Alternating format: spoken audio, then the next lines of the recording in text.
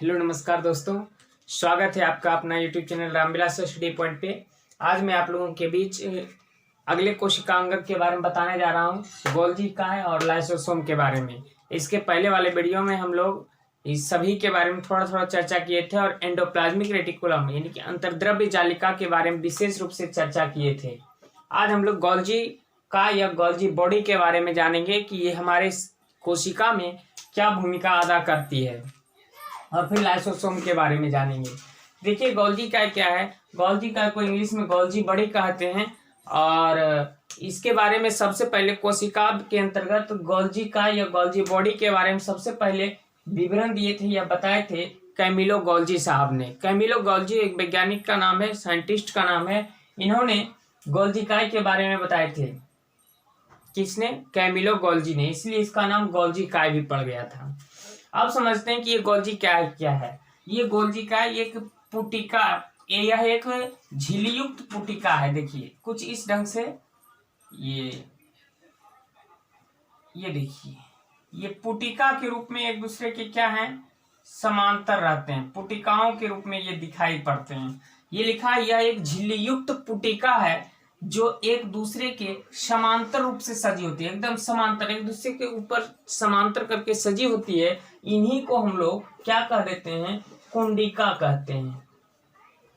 इनको क्या कहते हैं, हम कुंडिका कहते हैं। तो क्वेश्चन पूछा जा सकता है कि ये गोल्जी उपकरण में जो कि झिल्लीयुक्त पुटिका एक दूसरे के समांतर सजी होती है, जिसे क्या कहा जाता है, कुंडिका कहा जाता है। जिसे क्या कहा जाता है, कुंडिका। यहाँ लिखा हुआ यह एक झिल्लीयुक्त पुटिका है जो एक दूसरे के समांतर रूप से सजी होती है, जिन्हें हम क्या कहते हैं, कुंडिका कहते हैं। ये कुंडिका के अंतर्गत ही अधिकांश कार्य संपन्न होती है, अभी आगे जानते हैं।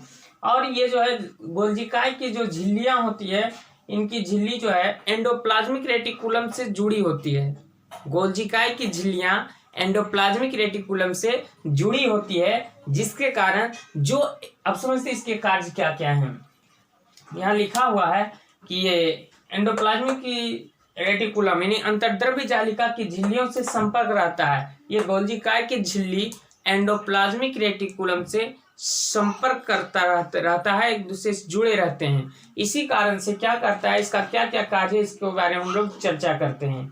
इसका कार्य है कि एंडोप्लाज्मिक रेटिकुलम में जो भी पदार्थ बनता है, आपको पता है कि आर में कितना क्या बनता था, क्या चीज का संश्लेषण होता था, तो प्रोटीन का संश्लेषण होता था। यहाँ देखेंगे एंडोप्लाज्मिक रेटिकुलम में संश्लेषित पदार्थ, इसमें क्या किया जाता है, पैक किया जाता है। जैसे कि आपको पता है कि एंडोप्लाज्मिक रेटिकुलम में ये आर में यानी कि रफ एंडोप्लाज्मिक रेटिकुलम में प्रोटीन का संश्लेषण होता था। तो ये सब प्रोटीन का संश्लेषण, और बताए थे कि विशेष परिस्थिति में एंजाइम का भी निर्माण करता है। ये सब का पैकिंग का काम करने का काम किसका है, गोल्जी का या गोल्जी बॉडी का है। और अन्य काम देखते हैं कि पुटिका में पदार्थ का संचय करना, यानी कि जो भी ये एंडोप्लाज्मिक रेटिकुलम में पदार्थ बनते उसका संचय मतलब संग्रह करना, जमा करना, इकट्ठा करना और रूपांतरण करना। ये जो है कि विशेष परिस्थिति में सरल शक्कर शुगर को जटिल शुगर में बदलने का भी कार्य करता है। और फिर कुछ पदार्थों को बंद करके रखना। यहाँ देखेंगे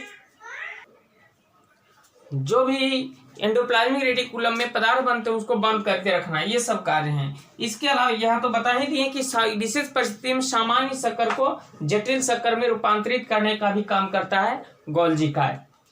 इसके अलावा ये सबसे इंपॉर्टेंट काम करता है, ये जो हम लोग पढ़ने जा रहे हैं, लाइसोसोम। इसको लाइसोसोम भी कहीं कहा देता है। ये जो लाइसोसोम का निर्माण होता है, ये लाइसोसोम बनाता है गोल्जी उपकरण या गोल्जी काय के द्वारा ही लाइसोसोम बनाया जाता है।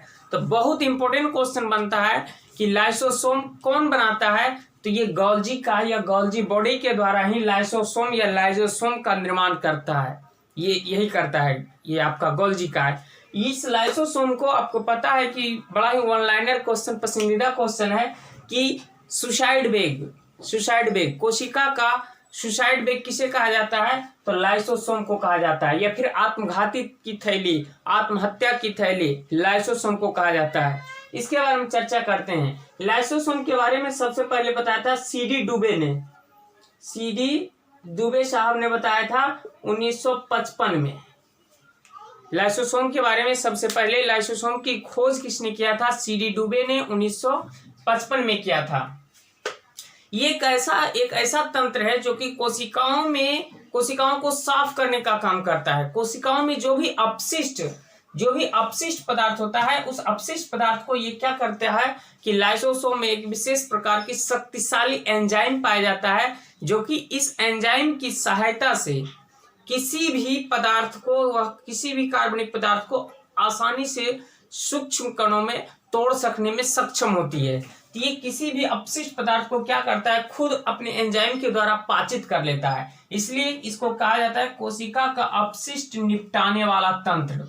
ये से भी क्वेश्चन पूछा जा सकता है कि कोशिकाओं के अपशिष्ट निपटाने वाला तंत्र किसे कहा जाता है? तो लाइसोसोम को कहा जाता है। कोई दिक्कत क्या? अब समझते हैं कुछ और बातें कि ये तो कोशिका के अंदर, इसके अलावे यहाँ लिखा हुआ है कि अन्य कोशिका अंगक के टूटे फूटे भाग को भी यह पाचित कर देता है और कोशिकाओं को हमेशा साफ रखने की कार्य करता है। जैसे कि ये आपका लाइसोसोम एक कोशिका अंगक है, गोल्जी का है, माइटोकॉन्ड्रिया है, विगत में पढ़ा चुके हैं, हम एंडोप्लाज्मिक रेटिकुलम पढ़ा चुके हैं। ये सब जो कोशिका अंगक है, कई प्रकार की कोशिकीय मेटाबॉलिज्म क्रिया या कोशिकीय चयापचय क्रिया करते हैं। उसके दौरान तो क्षति तो होना ही, कोई भी व्यक्ति कार्य करता है तो उसके शरीर क्षति होता ही है।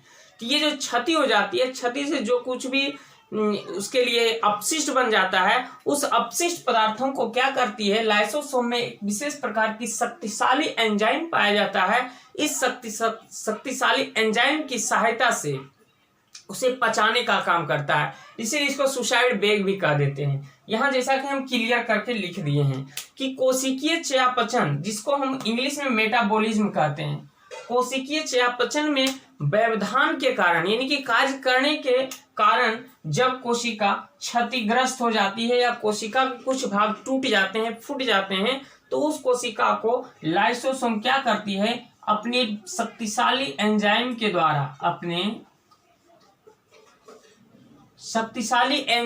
द्वारा क्या करती है, अपनी ही कोशिकाओं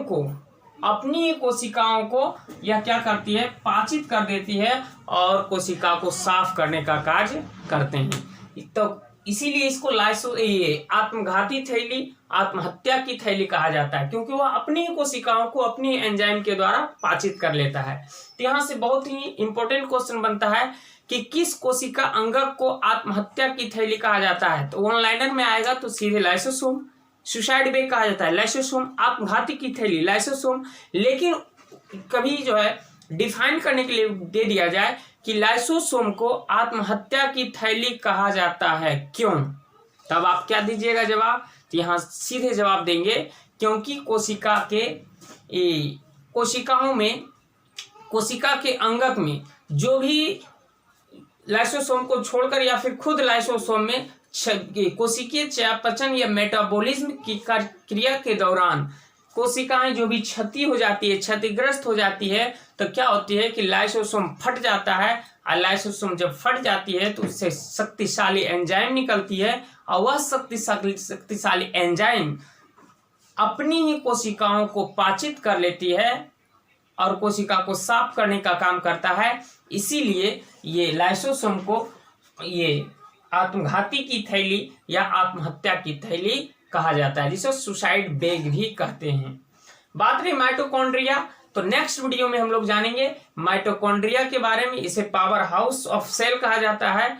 माइटोकॉन्ड्रिया के बारे में जानेंगे, क्यों कहा जाता है पावर हाउस, इसके बारे में भी चर्चा करेंगे। प्लेस्टिड के बारे में जानेंगे और फिर आपका एक बच जाता है रसधानी वैक्यूल्स, उसके बारे में भी हम चर्चा करेंगे। तो आज के लिए इतना ही, मिलते हैं हम फिर नेक्स्ट वीडियो में। जय हिंद, जय भारत।